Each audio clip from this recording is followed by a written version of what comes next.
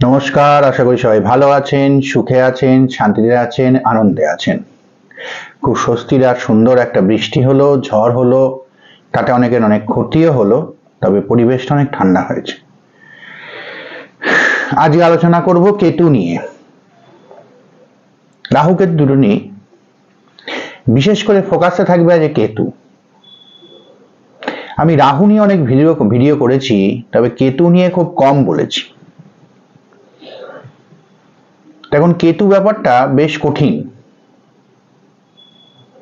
তার আগে বলি, রাহু কেতু নিয়ে এত আলোচনা কেন?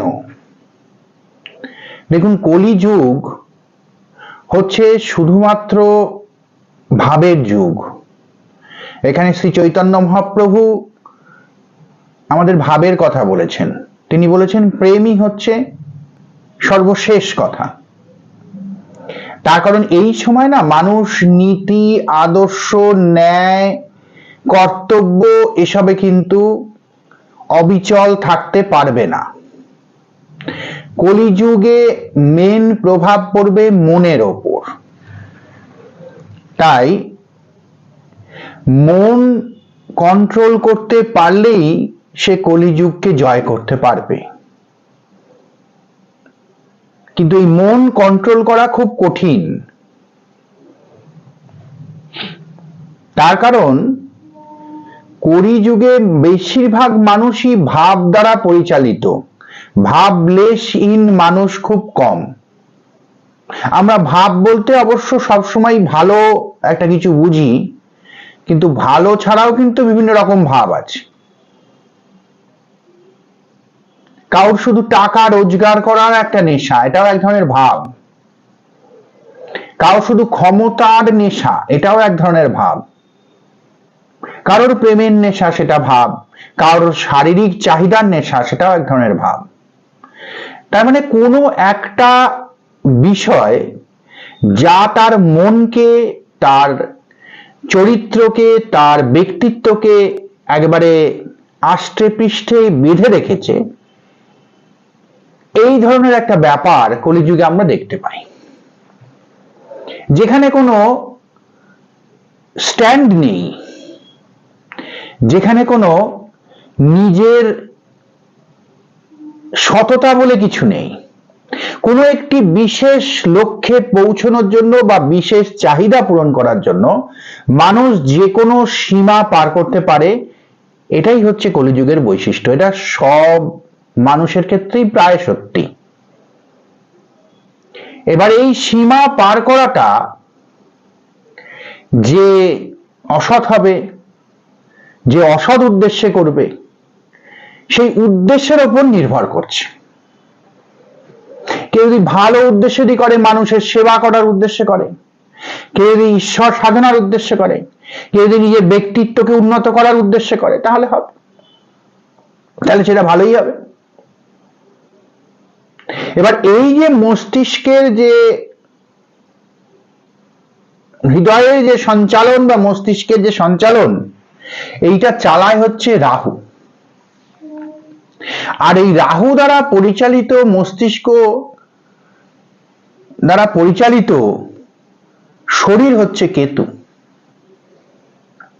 এই শরীর সর্বস্ব যে জগৎ, সেইটা হচ্ছে কলিযুগ।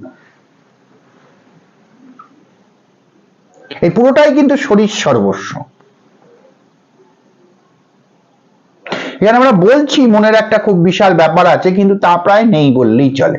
এখানে সবাই যে 5,000 জনকে প্রতিদিন দুপুরবেলা খাবার দিচ্ছে, সেও কিন্তু একটা সেলফ স্যাটিসফ্যাকশন থেকে দিচ্ছে, সেখানে তার আত্মতৃপ্তি থেকে দিচ্ছে। এরম নয়, সে এরম ভাবতে পারছে না যে ঈশ্বর আমাকে এই সুযোগটা দিয়েছেন, এই জন্য আমি ধন্য। এটা কিন্তু কলিযুগের আগের যে কোনো যুগে গেলে সেই যুগের মানুষদের মধ্যে এই ধরনের চিন্তা ভাবনা দেখা যেত। যে তার কারণ এই সবকিছুই যা আমরা ভোগ করছি বা অন্যকে ভোগ করাতে সাহায্য করছি, তা সবই ঈশ্বরের সৃষ্ট, এবং আমরা নিজেরাই খুব বেশি অনিশ্চিত। সুতরাং একদিন না একদিন সেই সব আমাদের ছেড়ে চলে যেতে হবে, এটা তো আমরা জানি। কিন্তু তাও আমরা সেটা ভুলতে পারছি না, আমরা বলতে পারছি না এই কথাটা। কেন? আমরা ওই মায়ার দ্বারা আবদ্ধ।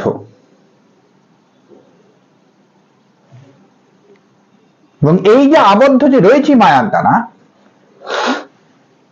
এইটা কার সঙ্গে তুলনীয়?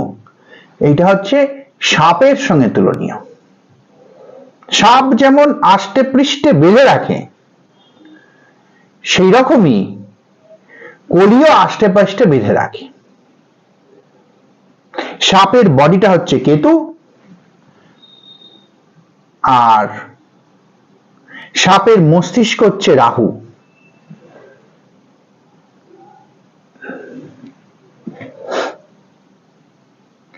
এইবার এই সাপের মস্তিষ্কের শাখে হচ্ছে বিষ,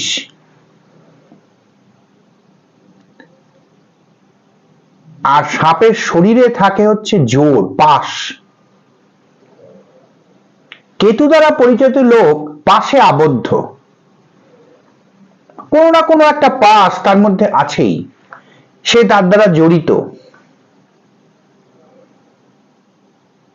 কিন্তু সেই জড়িত থেকে যে নিজেকে মোহর বাইরে রাখতে পেরেছে,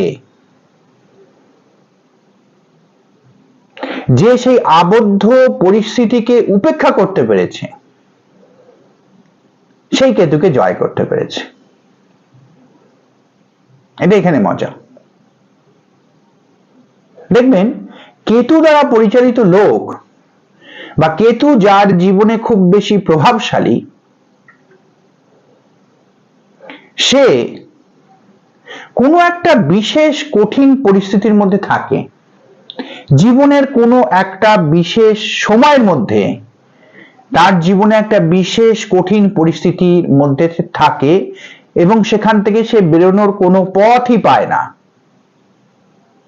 এবার যত বেশি ওই পরিস্থিতি থেকে বেরোনোর চেষ্টা করবে, তত ওই পরিস্থিতি কঠিন হবে। কিন্তু এই যদি এরম ভাবতে পারে যে আমার ঘরের মধ্যে থাকাও যা, আমার কারাগারে থাকাও তাই, সে যদি এরম ভাবতে পারে, প্রেমানন্দ মহারাজ চিন্তা করুন, সে যদি এরম ভাবতে পারে আমার কিডনি খারাপ হয়ে গিয়েছে তাতে কি আছে, আমার রাধা মাধব আছে, আমার রাধা মা আছেন, তিনি আমাকে যতদিন বাঁচাবেন ততদিন আমি বাঁচবো। সে কিডনি ভালো লোককেও তিনিই বাঁচান, কিডনি খারাপ লোককেই তিনি বাঁচাবেন, তিনিই মারবেন একদিন সময় হলে, সুতরাং ওই নিয়ে চিন্তা করার কিছু নেই।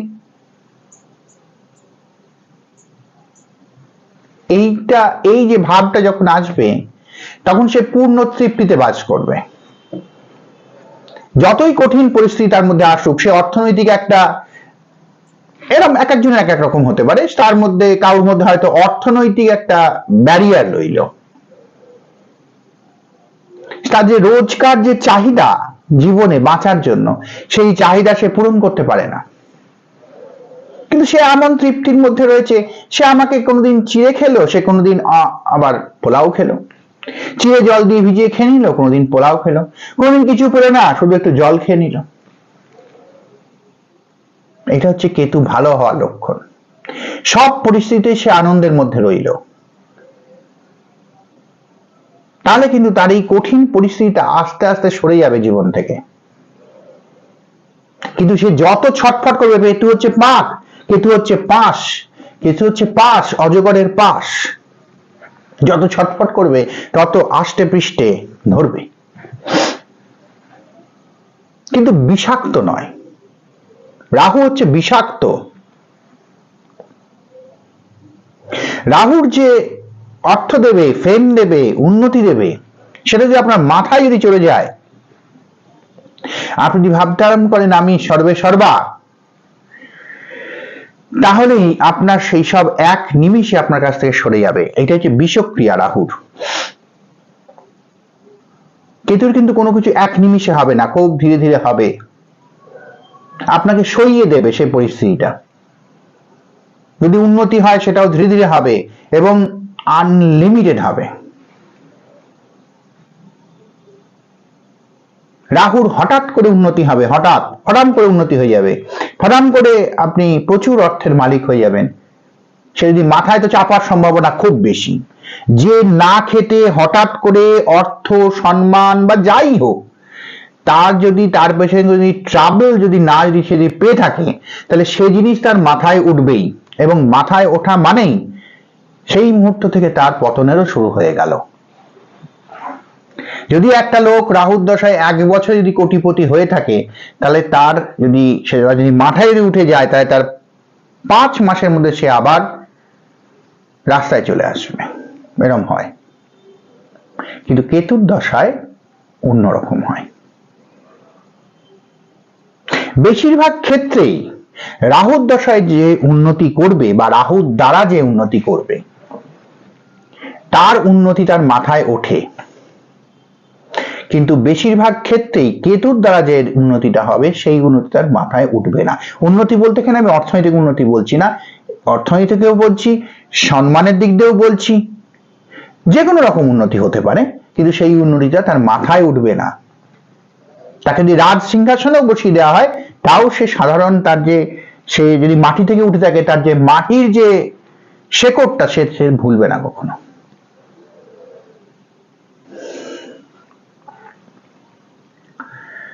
এটা হচ্ছে কেতুর মজা।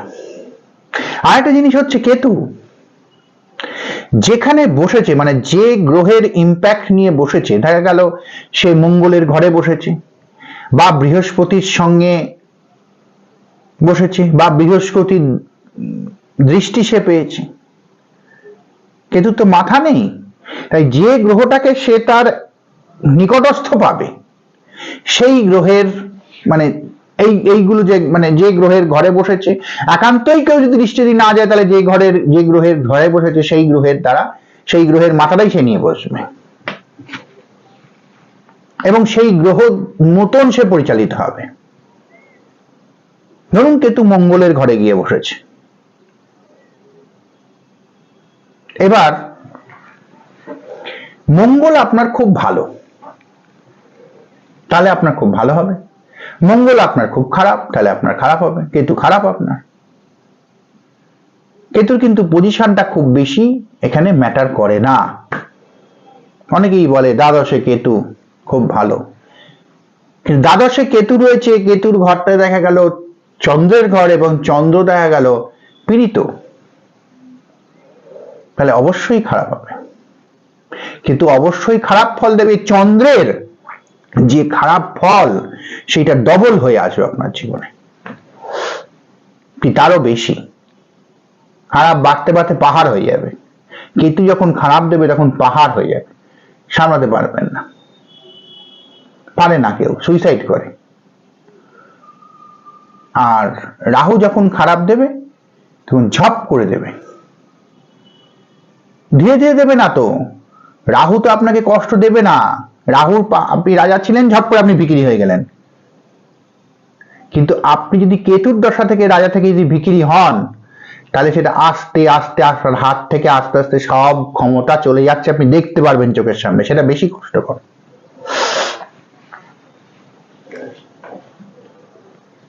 বৃহস্পতির সঙ্গে যদি কেতু যদি যেই বললাম বৃহস্পতির মস্তিষ্ক, বৃহস্পতির মগজ নিয়ে যদি বসে, তাহলে সেই লোক বিশাল জ্ঞানী হয়। বৃহস্পতি যদি ভালো হয়, তাহলে সে বিশাল জ্ঞানী হয়। অন্তর্জ্ঞান, ইনটিউশন পাওয়ার দুর্দান্ত, দুর্দান্ত তার ইনটিউশন পাওয়ার হয়। চন্দ্রের সঙ্গে যদি বসে, তাহলে সে দুর্দান্ত আধ্যাত্মিক হয়, দারুণ আধ্যাত্মিক মানুষ হবে সে। অন্তর থেকে সে আধ্যাত্মিক হবে। এমন নয় সে যে পুজো আচ্ছা খুব বেশি করে, তা না, সেগুলো তো আচার, সেগুলো নয়। সে আধ্যাত্মিক হবে, অর্থাৎ অন্তর থেকে সে ঈশ্বরের প্রতি নিবেদিত হবে, পরম ব্রহ্মের প্রতি নিবেদিত হবে। তার কনসেপ্ট খুব ক্লিয়ার হবে একদম। এই আধ্যাত্ম বিষয়ে কনসেপ্টটা না বিভৎস তার ক্লিয়ার হবে। তার সঙ্গে কেউ বড় বড় রথী, মহারথী, বড় বড় পণ্ডিত কথা বলে হারাতে পারবে না। যদি চন্দ্র যদি ভালো হয়, কথা বলে তাকে হারাতে পারবে না। তারা খান 100 শ্লোক তাকে বলে দেবে, সেই শ্লোকের সে মানেও হয়তো বুঝবে না, যে শুনবে অ্যান্টিলোপ। কিন্তু যার এই পজিশন রয়েছে সে একটি কথা বলবে, সব শ্লোকের তার যে আওড়ানো পণ্ডিতের সব বৃথা হবে, এরকম তার কনসেপ্ট ক্লিয়ার হবে।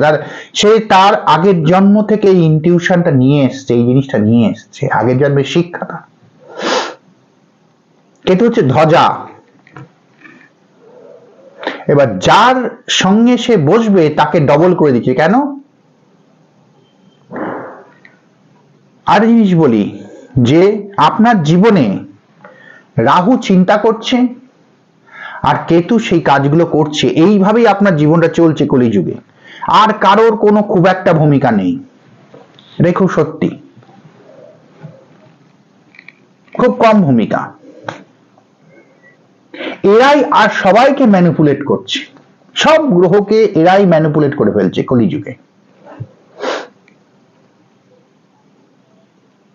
এবার ধরুন কেউ হয়তো দেখা গেল মঙ্গলের সঙ্গে, মঙ্গলের মস্তিষ্ক নিয়ে কেতু বসেছে, সেক্ষেত্রে মঙ্গল তার মানে আপনার জীবনের ওপর ধ্বজা বসিয়েছে, মানে মঙ্গলের প্রভাব আপনার জীবনে খুব প্রবল হবে। যাই আপনার লগ্ন হোক, যাই হোক, লগ্নপতি অন্য কেউ হোক, তাহা হোক না হোক, যাই হয়ে যাক, মঙ্গলের প্রভাব কিন্তু আপনার জীবনে সবচেয়ে বেশি হবে।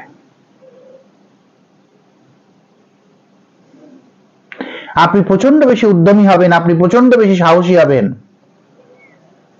অকারণ সাহসী নয়, যখন প্রয়োজন হবে তখন আপনি সাহস দেখাতে পারবেন। আপনি নিজেই অবাক হয়ে যাবেন, আমি এরকম কাজটা করলাম কি করে। যদি মঙ্গল ভালো হয় তাহলে হবে, যদি মঙ্গল খারাপ হয় অকারণ ঝুট ঝামেলা, গন্ডগোল, মারামারি, পুলিশ কেস, এইসব ভেজাতে জড়িয়ে পড়বেন। কিন্তু কেতু যে ভোগ দেয়, একটু আগেই বললাম, কেতু যে ভোগ দেয় সেটা মাথায় চড়তে দেয় না, তার মানে সম্পূর্ণটাই শরীরের ওপর নির্ভরশীল থাকে। কেতু যদি খারাপ হয় তাহলে কিন্তু এই খারাপ কাজগুলো ঠিক ওইভাবেই সেই লোকটি করবে, সে কিন্তু মাথা তার খাটাবে না, সে তার শরীর সর্বস্ব হিসেবে কাজটা করবে। এই ধরনের লোকেরা সাইকো কিলার হয়, এই ধরনের লোকেরা মলেস্ট করে খুব বেশি। শরীরের খিদেটাই এদের কাছে সবচেয়ে আগের কথা, সেটা সেক্সের দিক দিয়েই বলুন, সেটা হয়তো কোনো কারণে ক্রোধের জন্যই বলুন, শরীরটাই তাদের কাছে সর্বস্ব। তারা পর মার্ডার করে যাবে কোনো কারণ ছাড়া। সাইকো কিলার যেটাকে বলে, সিরিয়াল কিলার, কোনো কারণ ছাড়া কাউকে চেনে না এমন লোককে সে মার্ডার করে যাবে, হতে পারে কেতুর জন্য। আবার অকারণে লোককে দান ধ্যান, অকারণে লোকের পাশে এসে দাঁড়ানো, লোকের উপকার করা, লোকের জন্য ভালো কাজ করা, সর্বস্ব দান করে দেওয়া লোকের জন্য এই কেতু করতে পারে। কিন্তু যদি ভালো হয় সর্বস্ব দান করে দিতে পারে সে লোক, অকারণে, কোনো যুক্তি নেই, কোনো কারণ নেই, মনে হলো সে হয়তো তার শত্রুতা করবে, জানে, তাও তাকে দান করে দিল। সে হয়তো তাকে মেরে ফেলতে পারে সুযোগ পেয়ে, তাও তাকে ক্ষমা করে দিল। এই কেতু পারে একমাত্র। রাহুর সবকে অসম্ভব, রাহু পারবি না, রাহুর তো মাথা আছে, সে তো নিজের মধ্যে দিয়ে চলবে, একমাত্র কেতু পারে এটা করতে।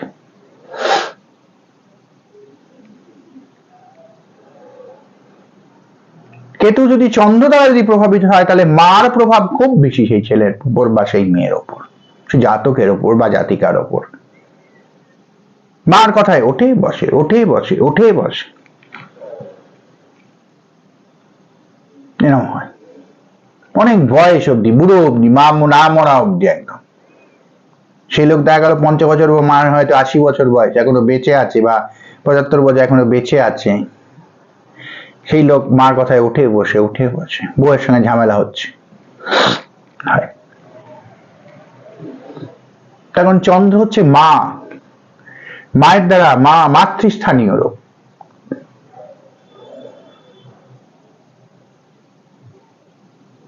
সেই তো পরিচালিত করছে এখানে কেতুকে, মাথাটা তো চন্দ্রর।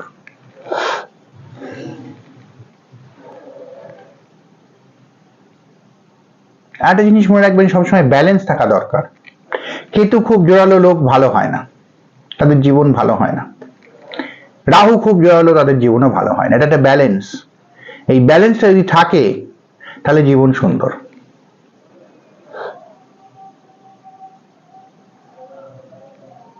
কেতু ভোগ করবে আর রাহু প্ল্যান করবে, তবে জীবন সুন্দর। কেতু কেন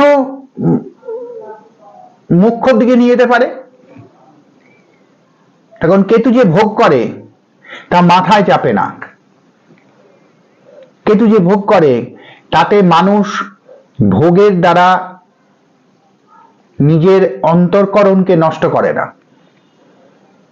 তার কোনো প্রভাবই পড়ে না সেই ভোগের।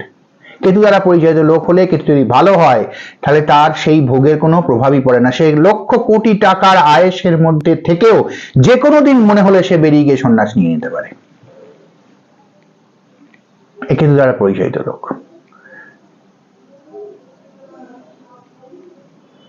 গৌতম বুদ্ধের মতন সে চলে যেতে পারে রাজ দরবার ছেড়ে, রাজ সিংহাসন পরিত্যাগ করে। এমন নয় সে কোনোদিন রাজার বৈভব দেখেনি, হঠাৎ করে আজ দেখছে। সে তার মধ্যেই জন্ম থেকে মানুষ হয়েছে, তাও সে সব ছেড়ে চলে যেতে পারবে। এটা একমাত্র কেতু পায়। তখন তার ওই যে বৈভব, ওই বৈভবের প্রভাব তার অন্তঃকরণে গিয়ে পৌঁছই না।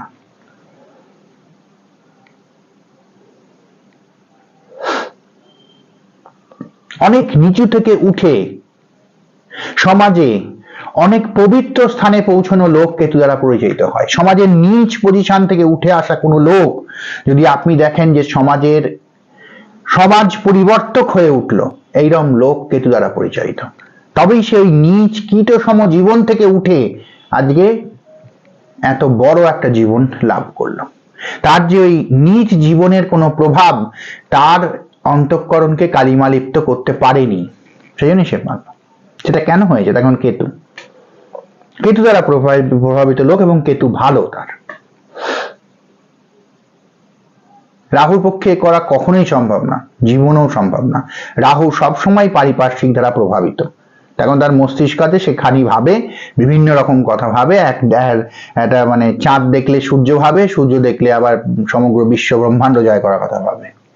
এরকম আর কি তার চিন্তা ভাবনা। সে লোভী, কোনোদিন সম্ভব না। কেতু যখন দেবে তখন অপরিসীম দেবে, এবং তাকেই দেবে যে সেই দেওয়াটার তার মাথায় চড়তে দেবে না, মাথায় চড়বেও না। কেতুর লোক যদি কেতুর দ্বারা যদি অর্থ দিয়ে উপার্জন যদি করে তাহলে কখনোই সেই অর্থ তার মাথায় চড়বে না। যদি নাম যদি সম্মান যদি উপার্জন যদি করে তাহলে কখনোই সেই সম্মান তার মাথায় চলবে না। অনেক সময় দেখবেন অনেক উঁচু পোস্টে কাজ করা লোক কত ডাউন টু আর্থ, এইরকম লোক কেতু দ্বারা প্রভাবিত, তবেই সে অতটা ডাউন টু আর্থ হতে পারছে। ভালো থাকবেন সবাই। জয় জয় জয় গৌর। আশা করি সবার ভালো লাগলো। যদি ভালো লেগে থাকে তাহলে লাইক করে দেবেন আর ভিডিওটা শেয়ার করে দেবেন।